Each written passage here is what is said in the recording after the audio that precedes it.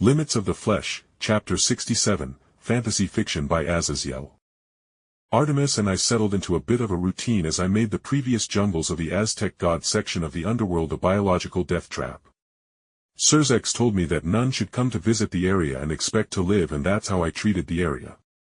The land was plagued by thick spores that once breathed into a warm, moist area like the throat, and lungs would puff up like a sponge, blocking off airways as the sponge would absorb the mucus and fluids within the victim until the body breaks apart, allowing the newborn spores to be freed. All the monsters were changed by my new Chimera creation, so the majority of terrible poxes, plagues and bioweapons I released were harmless to them, while also making them far more dangerous. Artemis and I bonded through our teaching of Atlanta, the Chimera I made, and Artemis teaching her hunting, and likewise, I taught the newly born monstrous killer how to better control her many merged together bloodlines and such. One of my favorite little beings I made was a terror that was so delightful for me. Basically, it was giant mosquitoes that would lay their ultra-lightweight tiny eggs into the thick rain that commonly fell into the jungle, and the eggs, once landed upon a living being, would painlessly burrow into their flesh, but within half an hour would go through the entire growth cycle and would grow to their adult forms that were the size of a baseball, and they would devour their victim on the onside before burrowing out when they were either content with their meal and needed fresh air, or they devoured the victim completely if they managed to land in the lungs of the victim. But not all my biological horrors were aimed solely at living beings, as I used the Sephiroth Grawl to pull the spirits of the Aztec monsters and beings that once lived in this jungle into the material world, so the invisible revenant spirits would attack people's very souls. In terms of flora, I didn't do much, as I didn't want to mess with my dried creation Key's growth, as her Beelzebub bloodline was allowing her to take over literally every single plant within the forest and mutate them over time as she wished.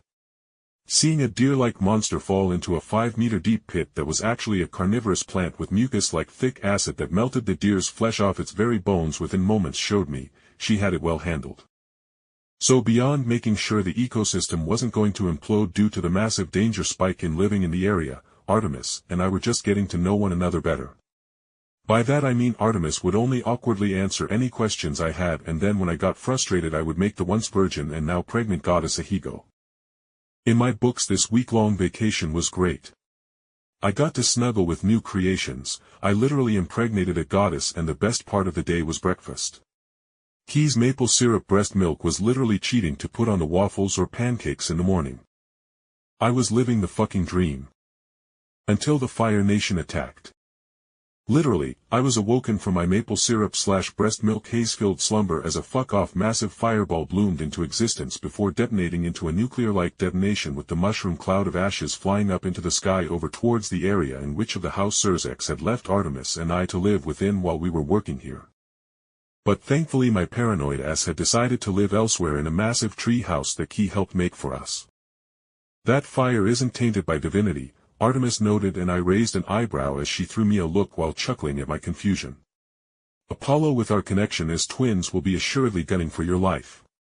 As he has been forced to feel the pangs of my coming pregnancy, and with his pride and degeneracy he will probably be coming to tame you in the ways of the old Greek men would, if not just kill you if he can get away with it. Artemis finished with a sarcastic smile as my eyes twitched as I fucking realized the thing she was alluding to.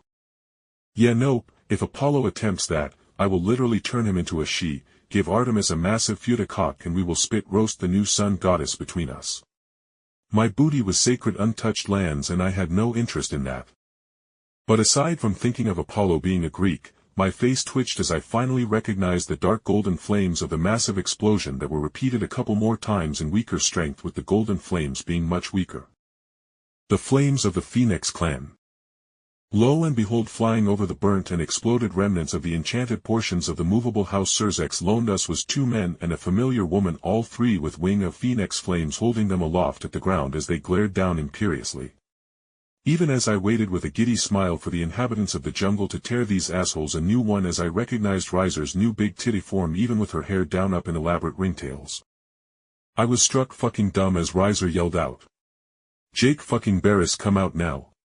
We know you are here, and Sirzechs and the other Mao won't ever be able to save you, haha." She madly cackled, and I was torn on what the hell she meant. Did she mean that they wouldn't get here in time? Or did something else happen? So I controlled one of my lesser creations, a large beetle with a fleshy sac that expanded with each breath while under its chitin-back armor plate with my Beelzebub bloodline allowing me to control it and share its sense. I quickly used the beetle to roundabout fly over to the 3 flying devils, and then the beetle spoke with a gargled voice as I controlled the fleshy air sac to make air come through the chiseled and flute-like mandibles of the beetle. What do you mean? The beetle hissed, making the devils shiver at the watermelon-sized beetle flying a couple of meters away from it. I could easily see Riser's dainty hands clench in fury at my so-called cowardly approach, but I could see the insane light return to her eyes as she sneered. "Oh, little reincarnated trash," she hissed to start. "The Mao isn't in the picture anymore," she crowed victoriously. "With the help of some friends, Sirzechs Gremory, Ajuka Astaroth, and that lazy bastard Fabium has been sealed away into Pandora's box." Riser cackled as she raised her hands up above her as she stared up at the false moon hanging up in the underworld sky before she looked down at the beetle. But before she could continue, I saw one of the other men come forward and I realized it was the Phoenix Patriarch, and his sneer made me feel sick to my stomach at how cocky he fucking looked. "Boy. This is your last chance. Turn my son back to normal, and after we burn you for the impertinence we will let bygones be bygones once you create us more Phoenix tear-creating cattle." The man lost a bit of his sneer as he visibly took a breath and eyed the beetle that was acting as my mouthpiece as he continued. "You have no backing anymore, child. Come under the aegis of the Phoenix clan and you will want for nothing, with immortal protectors keeping your many enemies who want you dead out of fear of your abilities," the Patriarch said with some actual charisma that made me pause. But his only answer from the beetle was a wheezing cackle that the beetle's voice holes weren't made to be able to convey such laughter. And I was dearly laughing at these damned fools. Then a silence filled the forest that was only broken by the crackling of the magically enhanced fire before my voice carried through the air clear as day. "Riser.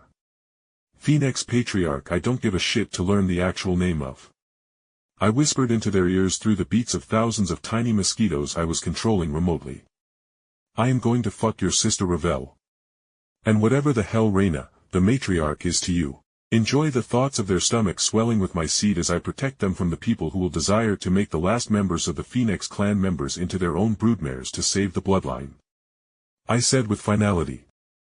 And then all hell broke loose as literal millions of insects I controlled, thousands of monsters Atlantic controlled, and countless roots and thorn-covered vines lashed through the air that Key controlled.